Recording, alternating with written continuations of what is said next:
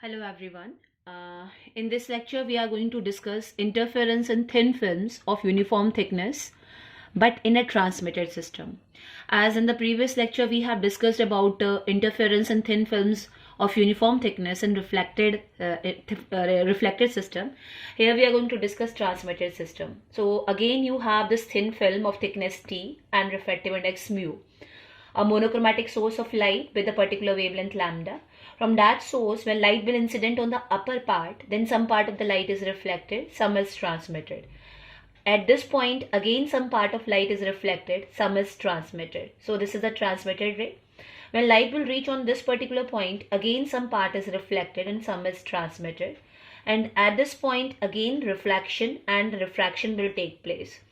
So now in this case, you are going to get transmitted rays. T1 and T2, and these rays, they are transmitted from upper and lower part of this thin film, and since T1 and T2, they are obtained from a same ray, as you have the single ray, and because of the division of amplitude of this ray, you are getting these two rays, T1 and T2, and if there is any change in the phase of this source S, you will get the similar type of changes for T1 and T2. So you can say T1 and T2 are coherent in nature. And since T is very small, so these rays are very close to each other. So if they are close to each other, they will superimpose. And after the superimposition, you will get an interference pattern. So in this particular case, if you want to find the condition for maxima or minima, then you have to find the part difference between T1 and T2, because only the part difference will decide that where you will get maxima, where you will get minima. So in order to find the part difference, what we are going to do, we are going to adopt the same method as in reflector system.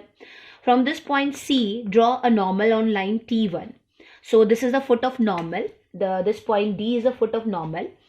Now if you will see beyond this line CD, beyond this line CD, both the optical paths T1 and T2, both the paths are same. This T1 and T2, after this, these are same.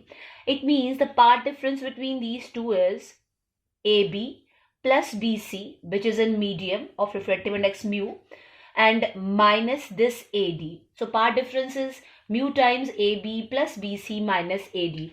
Why we are writing mu times AB plus BC? Because we have to convert these parts in same medium. So we are converting AB and BC in terms of air just by multiplying AB and BC by the refractive index of this thin film.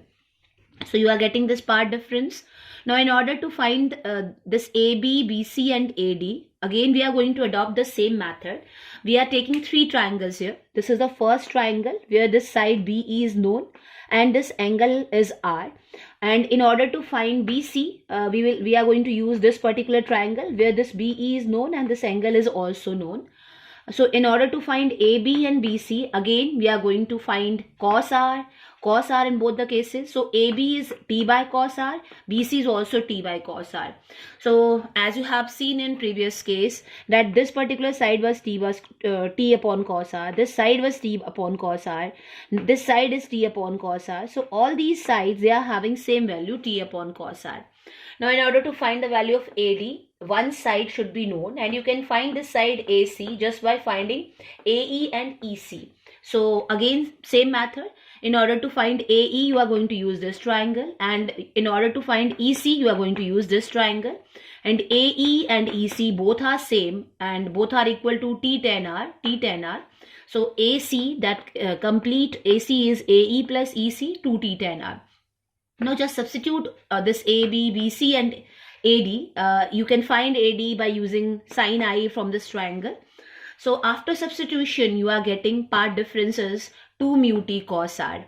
So the effective part difference is also 2 mu T cos R, because in this particular case, you are not going to apply Stokes treatment because that is applicable only for reflector rays. So this is the part difference. And using this part difference, you can find the condition for maxima and minima. In order to find the condition of maxima, you are going to use the general condition of maxima, which is part difference should be even multiple of lambda by 2 for maxima. So using this, 2 mu T cos R is the condition of maxima. And for minima, part difference should be odd multiple of lambda by 2. So this is 2 mu T cos R is equal to 2n plus minus lambda by 2. if you have an excessively thin film, means if T is very, very small, then this delta will approach to 0. And if delta is approaching to 0, then that is the condition of maxima. So if you have an excessively thin film, then in transmitted system, that excessively thin film will appear bright, which is just opposite to the result of reflected system. So if you will compare the results of reflected and transmitted system, then you can conclude those results like this. In reflected system, the path difference is 2 mu t cos r plus minus lambda by 2, whereas in transmitted, path difference is 2 mu t cos r. For maxima, 2 mu t cos r is equal to 2n plus minus 1 lambda by 2 is the condition of maxima, which is the condition of minima in transmitted. 2 mu t cos r is n lambda, that is a condition of minima for reflected, which is the condition of maxima in transmitted. It means the results of reflected and transmitted are just opposite to each other. And if you have an excessively thin film, then in reflected light it will appear dark, whereas in transmitted light it will appear bright, because here it is satisfying the condition of minima and here it is satisfying the condition of maxima. So you can conclude that interference pattern in reflected and transmitted system for a thin film of uniform thickness are complementary to each other. Thank you.